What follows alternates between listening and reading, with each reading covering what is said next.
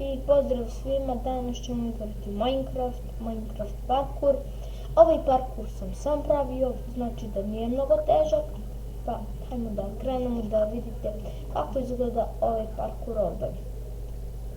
Evo, ovako to izgleda. Ovaj parkour. Evo nešto tamo. Ali nema veze, da se mi vratimo na igru. I hajmo da krenemo. Ovako. Nema veze. Kad tamo piše kad padne, sad je teže. Znači se.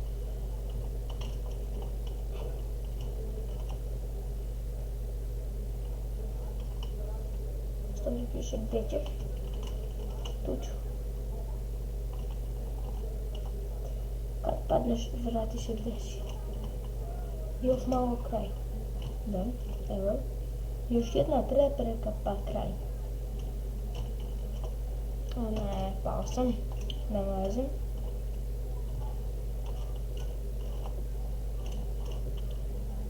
Kraj. Odlično. Hand.